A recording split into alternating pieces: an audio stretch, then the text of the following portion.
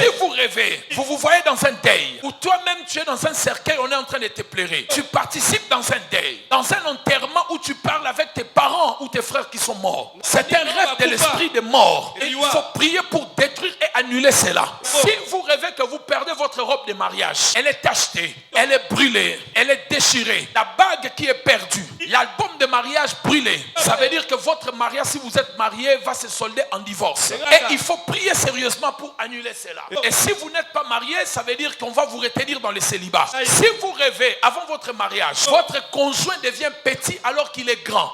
Alors il faut faire très attention. Dieu te dit que cet homme ou cette femme est immature. Comment moi j'ai la taille que j'ai aujourd'hui. Au moment de mariage, tu me vois comme un enfant. Dieu te montre que tu ne te maries pas avec quelqu'un d'adulte, mais avec un enfant. Et votre mariage aura un problème. Il faut quitter rapidement avant que ça arrive au mariage. Autre série de rêves. Des rêves des ex. Si vous rêvez votre ex-copain, ex-fiancé, ex-mari, ex-femme, ex-patron. En règle générale, tous les rêves des ex, ce ne sont pas de bons rêves. Les rêves des ex sont les rêves du passé. L'attachement de votre vie dans le passé. C'est l'attaque spirituelle pour établir un esprit de retard, d'instabilité dans le mariage. Si c'est un rêve d'un ex-mari, si c'est un rêve d'un ex-patron, l'instabilité professionnelle. Si tu rêves un ex-patron ou un ex-travail, instabilité professionnelle, perte de travail, annulation de contrat, c'est ce que cela veut symboliser. Il est possible que votre chef a trafiqué votre étoile ou il est en train de vous exploiter. Et ce genre de personnes ne travaillent plus et ont du mal à trouver du travail. Si c'est un ancien conjoint,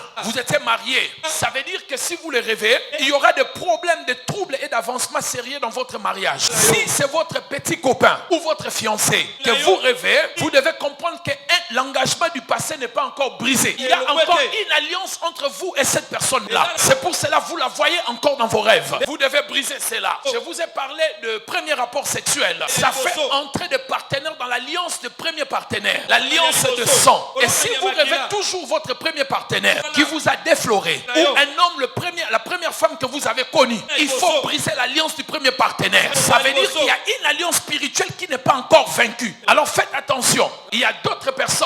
Vous avez connu 5 relations amoureuses. Et vous rêvez 3 ou 4 ex. Amen. Donc tu es dans 4 alliances différentes. Donc Boukaya André, détruit Philippe, détruit Eric, détruit tout le monde. Sinon toi tu ne t'en sortiras pas. Ici tu vas t'en sortir au nom de... Moi ma question est celle de savoir. On peut dire que c'est pas grave. Les pasteurs exagèrent. Pourquoi tu rêves, tu as connu cette relation. D'ailleurs lui tu ne l'as pas beaucoup aimé. Mais pourquoi tu ne rêves que de lui ou d'elle? Mais tu as connu cette. Tu ne rêves pas de Pichou, tu ne rêves pas de Patrick, tu ne rêves pas de Marie, tu ne rêves pas de Bénédicte, mais tu ne rêves que lui là ou elle là. Dieu te montre qu'il y a un problème. Il y a quelque chose qui a été établi comme alliance. Et il faut beaucoup de prières pour briser cela. Je ne sais même pas si vous me comprenez. La Bible dit que l'homme ne prend point garde. Dieu parle, mais il ne prend point garde. Même là quand je vous parle, vous êtes fatigué. Alors il faut faire très attention. Il y a des personnes qui ont été prédotées. Prédotées et dotées. Est-ce que je peux vous dire une chose? Je vous dis quelque chose. Amen. Jeune fille dit, papa, parle-moi. Commande et je donne l'ordre à toutes les filles de ne pas faire la prédote. En lingala, ça veut dire quoi? Bakangelio lupangu po mususu ayati.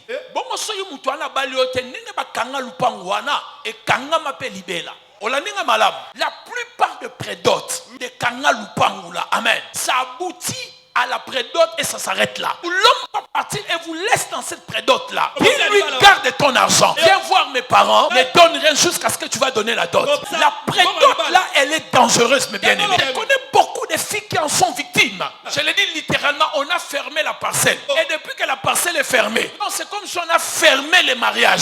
Aujourd'hui, dans le nom de Jésus, s'il y a des portes et des parcelles fermées, dans la vie, nous annulons cela au nom de Jésus. Je me dis amen bien. Depuis qu'il a fait ces gestes-là, jusqu'aujourd'hui pour voir un homme, refusons cela au nom de Jésus. L'esprit de prédote satanique, que cela soit annulé au nom de... Amen bien. Et dans la prédote et la dot, faites très attention. Si cela n'est pas annulé, ça ne sera pas une bonne chose. Alors quand vous vous séparez avec un homme qui vous a prédoté, il faut faire un service spirituel. Si vous n'avez pas le moyen de lui rendre sa chèvre ou ses casiers de bière, prenez une offrande, venez chercher un chef spirituel pour annuler cela. Parce que dans le monde spirituel, il y a une alliance qui a été établie, qui reconnaît que cet homme t'a déjà déjà réservé. Et l'élément de cette réservation, c'est la chose qu'il avait donnée. Et si vous ne retirez pas la chose, et je vous parle à vous jeunes filles, des fois dans vos petits amours là, acheter une chaînette, une bague et en te disant c'est le symbole de notre amour. Un jour je te marierai. Alors que vous êtes séparés, vous gardez encore la chose. Vous restez prisonnier ou prisonnière. Voilà pourquoi vous voyez cette personne revenir. Mais aujourd'hui, elle va recevoir le feu et on va briser des chaînes. Tu témoignerais, tu me diras Dieu est grand. Quelqu'un me dit amen bien.